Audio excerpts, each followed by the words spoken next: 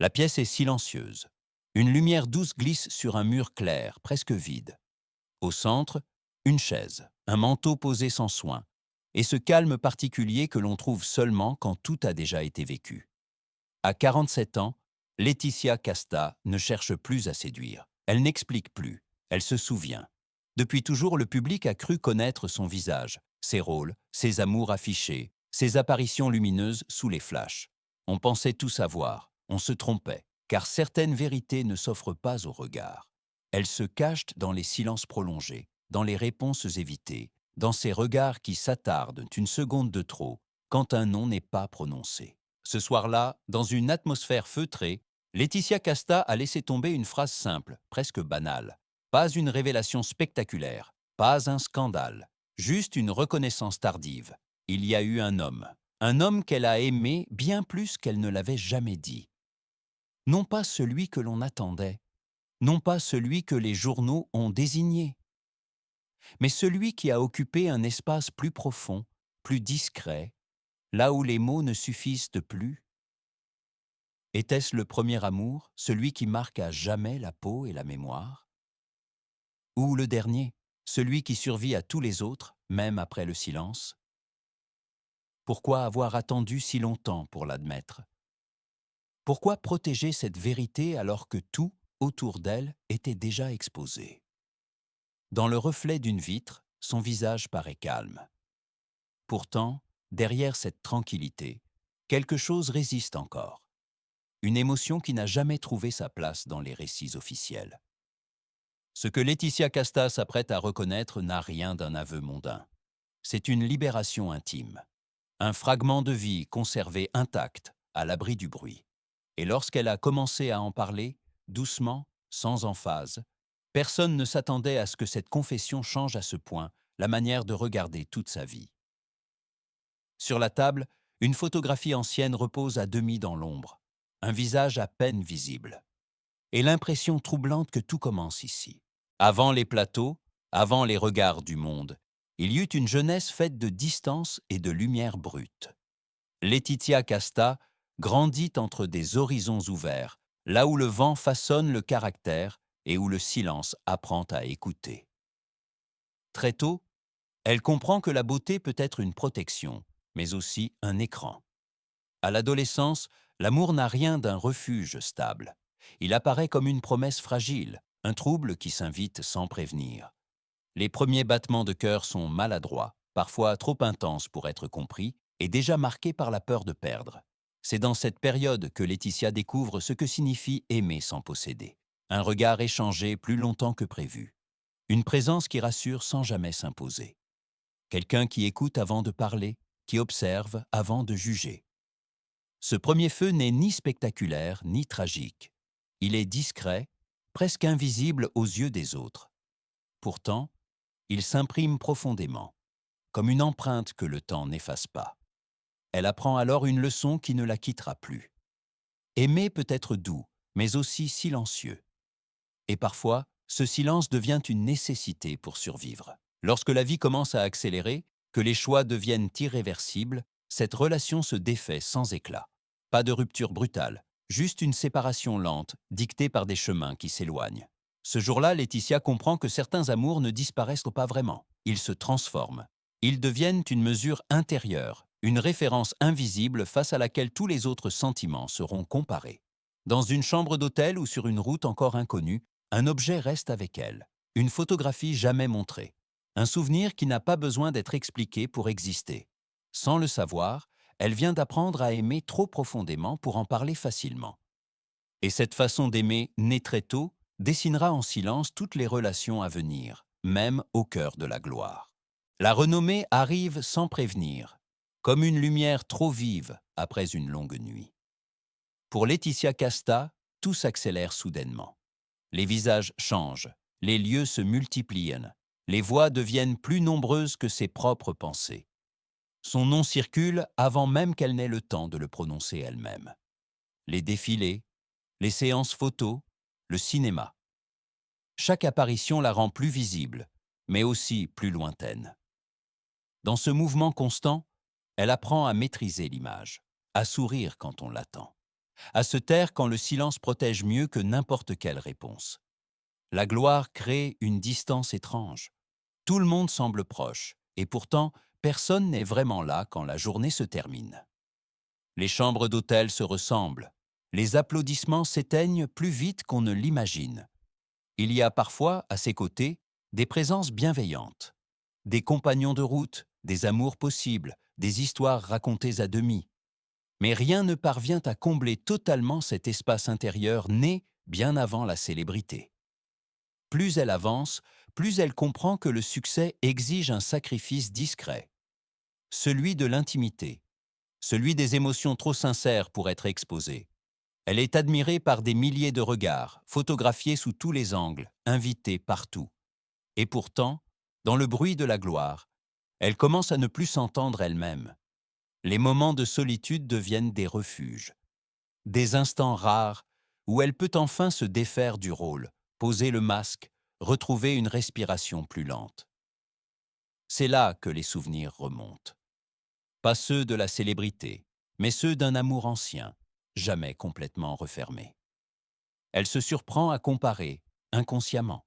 Chaque nouvelle rencontre est mesurée à l'aune de ce sentiment fondateur, vécu avant que le monde ne regarde. Et aucune ne semble atteindre cette profondeur tranquille. Un soir, après une première ovation au cinéma, elle traverse un couloir vide. La lumière est crue, l'écho de ses pas résonne. Personne ne l'attend derrière la porte.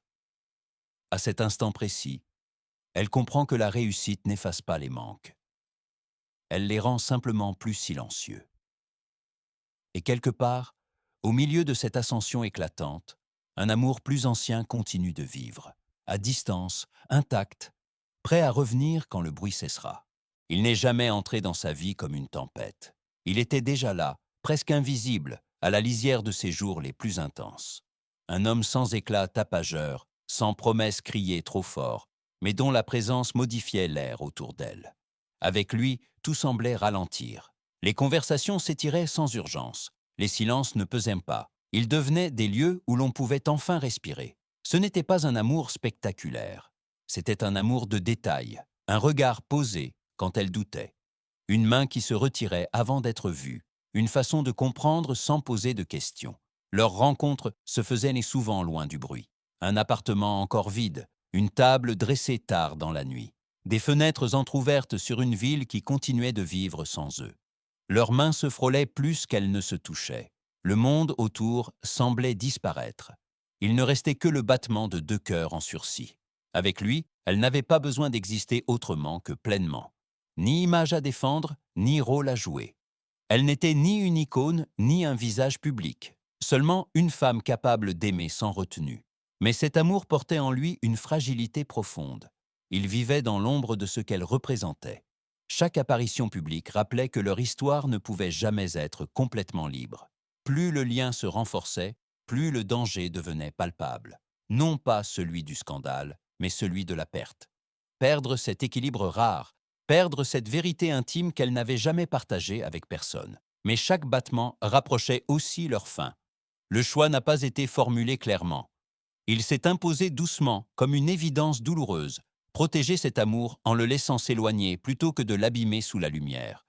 La séparation n'a pas été brutale. Elle s'est étirée dans le temps, faite de phrases inachevées et de regards trop longs. Ils ne se sont jamais vraiment quittés. Ils ont cessé d'avancer ensemble. Leur histoire n'eut pas de fin, seulement une pause qui dura toute une vie. Et dans cette pause, Laetitia a continué d'aimer autrement, en silence, sans le dire, en portant cet homme comme une présence constante, même lorsqu'il n'était plus là. C'est cet amour-là, jamais effacé, jamais remplacé, qui attendait depuis toujours d'être reconnu. Les années ont passé sans bruit. La vie a continué, riche de rôles, de rencontres, d'engagements visibles. Et pourtant, quelque chose est resté intact, à l'écart du temps, préservé comme on protège une vérité trop fragile pour être exposée. Il n'y a pas eu de déclaration officielle, pas de moment choisi pour parler. La confession est venue comme viennent les choses essentielles, sans stratégie, dans un espace où l'on ne joue plus aucun rôle. C'était lors d'un échange calme, presque anodin. Une question posée sans insistance, un regard qui ne fuyait plus. Alors Laetitia Casta a laissé tomber les défenses qu'elle avait construites au fil des années. Pas pour expliquer, pas pour convaincre, mais pour reconnaître. Oui, il y a eu un homme. Celui qu'elle a aimé bien plus qu'elle ne l'avait jamais dit. Pas celui qui faisait rêver les autres. Celui qui, dans l'ombre, lui avait permis d'être elle-même. Ce qu'elle avoue n'est pas une nostalgie douloureuse, c'est une certitude tranquille. Une reconnaissance tardive que certains liens ne demandent ni preuve ni durée officielle pour être vrais. Elle parle de lui sans détails inutiles, sans nom prononcé, comme on parle d'un lieu intérieur que personne d'autre ne peut visiter. Les souvenirs affluent par fragments, une lumière de fin d'après-midi, une voix entendue de dos, un silence partagé qui n'appelait aucune réponse. Elle ne dit pas qu'il fut l'unique, elle dit qu'il fut essentiel. Celui auprès de qui elle n'avait rien à défendre, rien à expliquer, rien à taire. Dans cette confession, il n'y a ni regret ni amertume, seulement une lucidité douce, presque apaisée. L'acceptation que cet amour a existé tel qu'il devait être, sans promesse d'éternité visible. Oui, il l'a été. L'amour de sa vie. En le disant enfin, elle ne cherche pas à réécrire le passé. Elle le libère. Elle s'autorise à reconnaître ce qui, pendant longtemps, n'avait pas trouvé sa place dans les récits officiels. À cet instant, le temps semble ralentir, la voix se fait plus basse. Et dans cette retenue, quelque chose se détend enfin. Ce n'est pas une fin, c'est une respiration retrouvée, une vérité déposée sans attente, comme on pose un objet précieux après l'avoir longtemps porté seul. Le temps a ralenti. Non pas parce que tout s'est apaisé, mais parce que certaines questions n'ont plus besoin de réponses immédiates. À 47 ans, Laetitia Casta avance avec une forme de calme que seule l'acceptation permet. Il n'y a plus rien à protéger, plus rien à prouver. Les années ont fait leur travail, patiemment, en déposant sur les souvenirs une lumière plus douce. Ce qu'elle regarde aujourd'hui, ce n'est pas une histoire inachevée. C'est un amour qui a existé exactement comme il le devait, sans promesse publique, sans avenir écrit, mais avec une intensité que le temps n'a jamais effacée.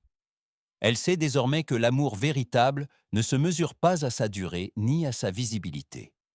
Il se reconnaît à la trace qu'il laisse, à la manière dont il continue de résonner longtemps après le silence. Dans un intérieur baigné d'une lumière de fin de journée, un objet reste immobile. Une photographie, un livre refermé. Un souvenir qui n'a plus besoin d'être caché. Aimer n'a pas toujours été simple, mais ce souvenir, aujourd'hui, n'est plus douloureux. C'est une forme de gratitude discrète pour ce qui a été vécu sans être abîmé. Et peut-être est-ce cela, la véritable confession. Non pas dire tout, mais dire enfin ce qui comptait vraiment. Et si aimer, c'était simplement accepter qu'un sentiment puisse exister sans appartenir à personne. Et si le silence, parfois, était la plus fidèle des promesses? La musique s'éloigne doucement. La lumière baisse. Le temps reprend son cours. Et quelque part dans ce calme retrouvé, une histoire continue de vivre, non pas dans les mots, mais dans la mémoire de celle qui l'a portée si longtemps. Et dans le silence, leur histoire respire encore.